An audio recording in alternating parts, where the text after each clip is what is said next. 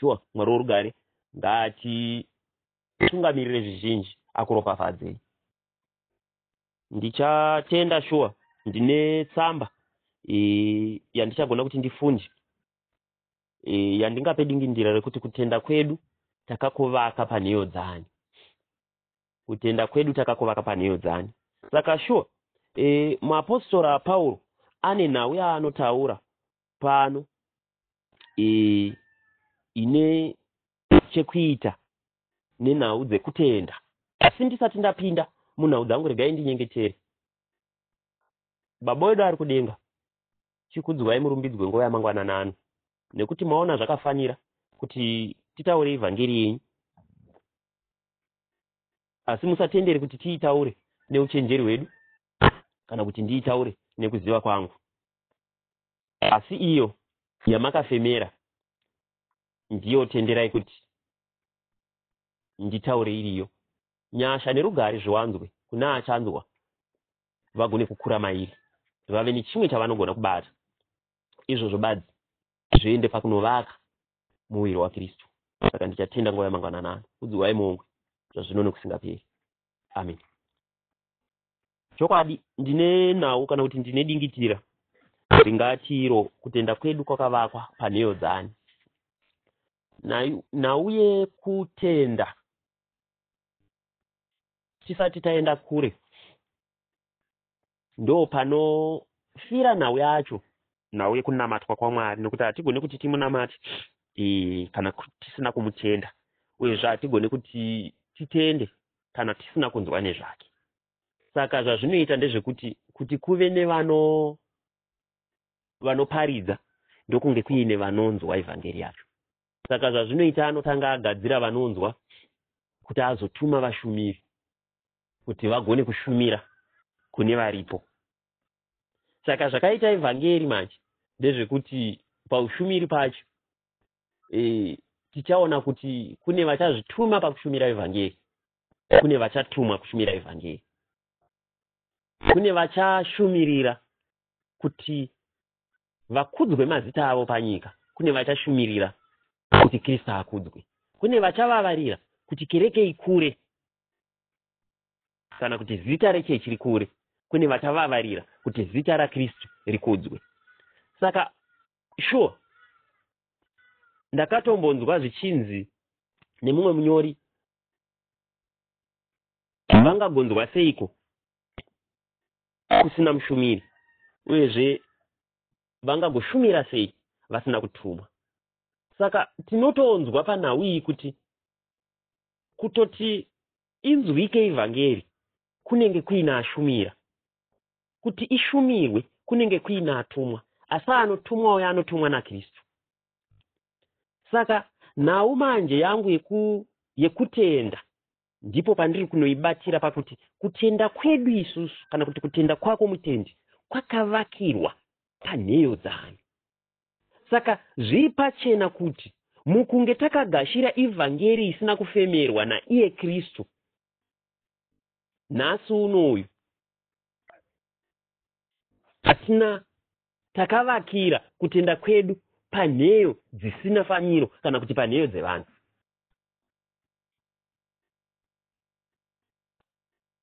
Saka nhau yangu manje iri kuenda kunotaura kuti chamakanzwa chakaita kuti muzoziva kuti Kristu ndiye chii, makanzwei pamusoro pake, makazviudzwa naani uye makaudzwa kuti kudii. Vamwe so vari pakuchengetedza kereke, vari pakuchengetedza chinonzi ungano kana kuti zita rekereke, havasi pakuchengetedza kana kuti pakurwira zita raiye Kristu. Ndakatomboona vamwe nerimwe gore vachirwa pamusoro pamazita kana kuti pamusoro pechinonzi imba, chavairwira kuti isusu tine imba inonzi, vamwe vakarwira vakati isusu tine imba inonzi. Vanhu vakatorwa pamusoro pamazita ekereke vachiti yedu ine simba, vamwe vakati yedu ine simba. Shuwa ndakanzwisisa ipapo bhuku iyi ichizoenda ichivhurwa kuti neimwe nguva nhau inonzi kutenda painovakirwa pakakoshesesa, inovakirwa panheyo dzakaita sei? Ko yako yakavakirwa panheyo dzakaita sei? Ndizvo muchizoona pakuzobatwa kweivhangeri, pakunoshingirirwa kweivhangeri, neimwe nguva kune dzimwe nhambo dzekuti vanhu vanoshingirira ivhangeri asi zvavo vachishingaira nekusaziva. Chinonzi kusaziva manje nebhuku, kana Kristu achiti munoshingaira nekusaziva, inyaya yekuti muri kushingaira musina mweya mutsvene. Saka muri kushingairawo zvenyu zvamakavaka imimi makataura kuti ndizvo, asi kushingaira pachitaurwa nezvake hazvitaure kuti iye aripo.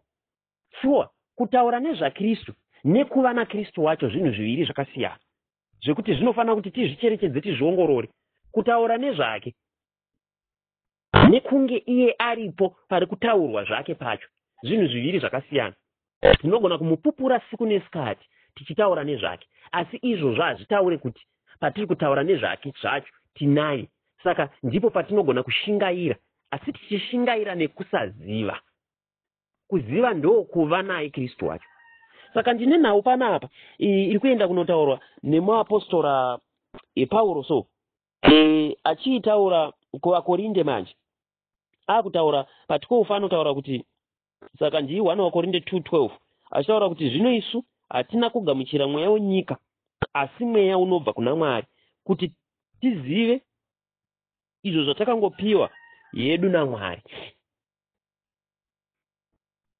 Tanzwisisa nyaya yekunzi zvine mukana wekuti munhu anogona kugamuchira mweya wenyika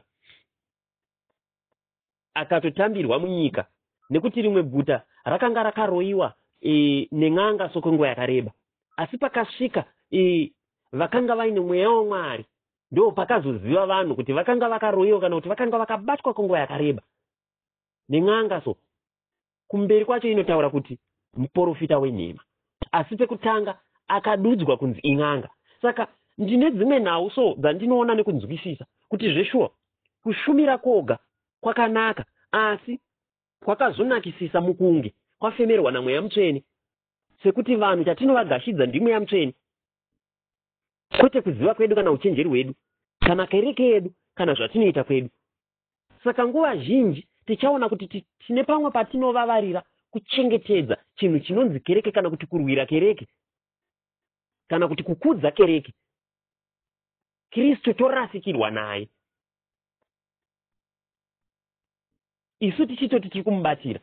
Saka kune dzimwe tsika manje dzekuti vanhu vachinge vaonana manje, munozonzwa vamwe achitaura kuti kune imwe nguo yekuti ndikaipfeka iyoyo ndinenge ndaana Kristu, iyoyo kana ndichinge ndisina manje, ndisina kupfeka dasti kuti handigone kuti ndinamatire munhu.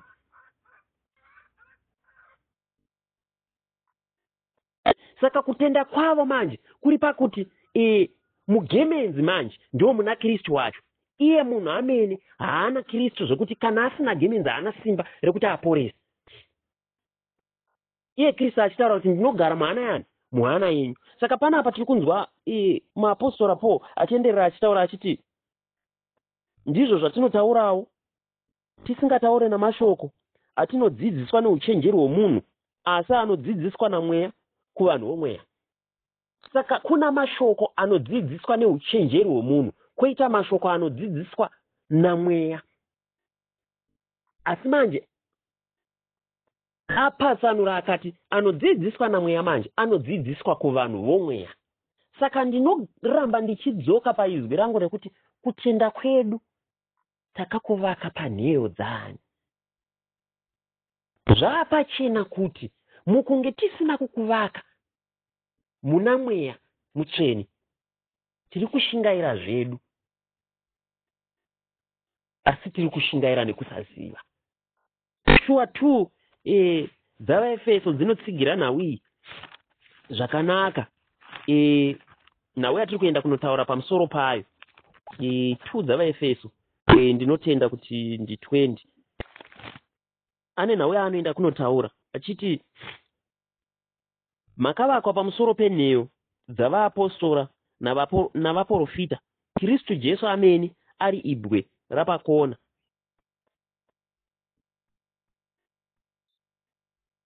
Saka pari kunzi imimi makagamuchira Kristu, imi muna Kristu makavakwa pamusoro penheyo dzavaapostora navaprofita, Kristu Jesu amene ari ibwe rapakona.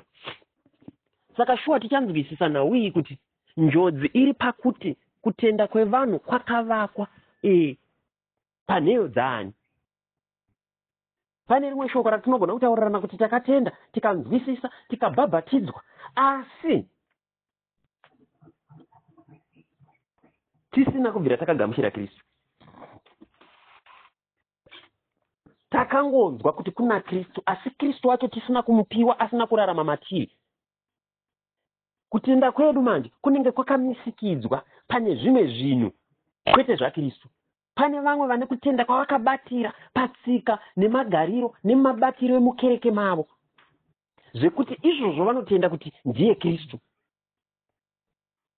Pane zvimwe zvatinogadzira isu vanhu, tomisikidza mastrategies edu, totaura kuti zvinhu zvinofana kuti zvifambe so.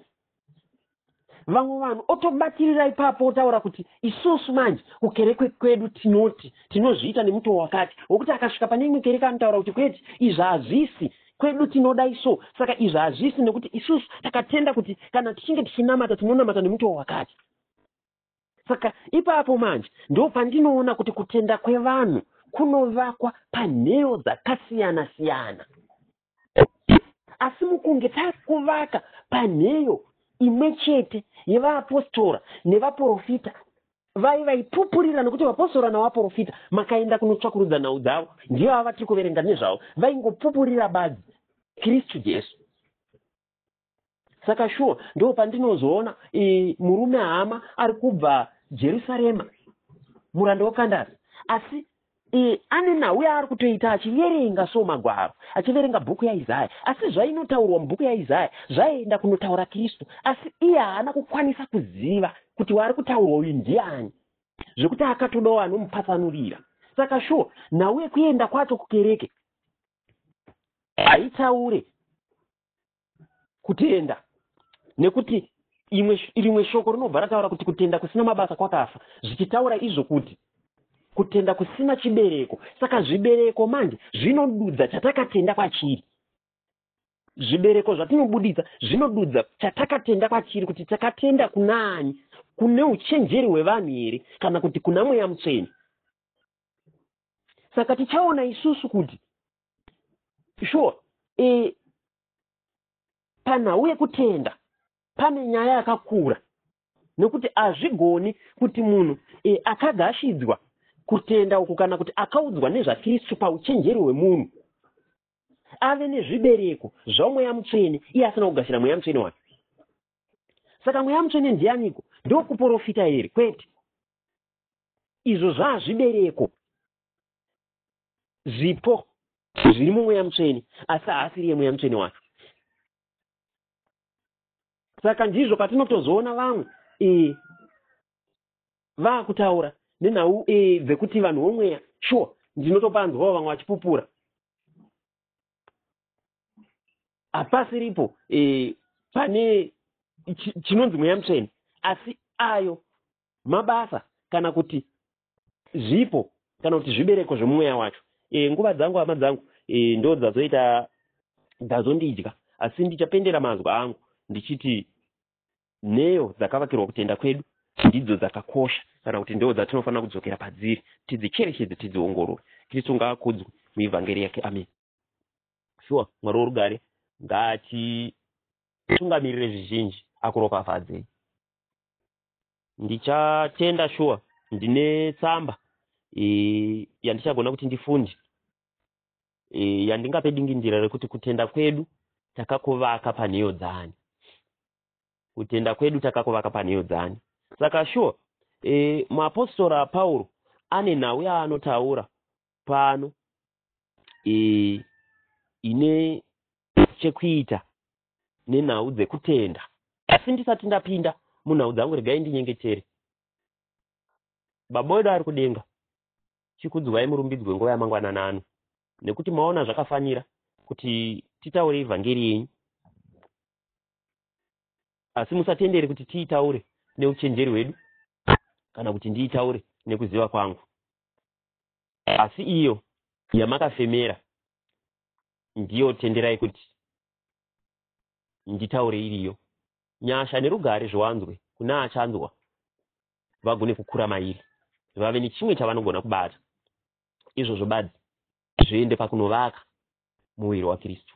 Saka ndichatenda nguva yamangwananana. Kudziwai Mungu zvazvino nokusingaperi. Amen. Chokwadi ndine nhau kana kuti ndine dingitira ringati kutenda kwedu kwakavakwa panheyo dzani. Nauye kutenda tisati taenda kure ndo panofira nhau yacho, nhau yekunamatwa kwaMwari, nekuti hatigone kuti timunamate kana tisina kumutenda, uyezve hatigone kuti titende kana tisina kunzwa nezvake. Saka zvazvinoita ndezvekuti kuti kuve nevanoparidza ndokunge kuine vanonzwa evhangeri yacho. Saka zvazvinoita anotanga agadzira vanonzwa kuti azotuma vashumiri kuti vagone kushumira kune varipo. Saka zvakaita evhangeri manje ndezvekuti paushumiri pacho tichaona kuti kune vachazvituma pakushumira evhangeri, kune vachatumwa kushumira evhangeri, kune vachashumirira kuti vakudzwe mazita avo panyika, kune vachashumirira kuti Kristu akudzwe, kune vachavavarira kuti kereke ikure kana kuti zita rechechi rikure, kune vachavavarira kuti zita raKristu rikudzwe. Saka sure ndakatombonzwa zvichinzi nemumwe munyori, vangagonzwa seiko kusina mushumiri, uyezve vangagoshumira sei vasina kutumwa. Saka tinotonzwa panhau iyi kuti kutoti inzwike evhangeri kunenge kuina ashumira, kuti ishumirwe kunenge kuina atumwa, asi anotumwa uyo anotumwa naKristu. Saka nhau manje yangu yekutenda ndipo pandiri kunoibatira pakuti kutenda kwedu isusu kana kuti kutenda kwako mutendi kwakavakirwa panheyo dzani. Saka zviri pachena kuti mukunge takagashira evhangeri isina kufemerwa naiye Kristu, nhasi unoyu hatina takavakira kutenda kwedu panheyo dzisina faniro kana kuti panheyo dzevanhu.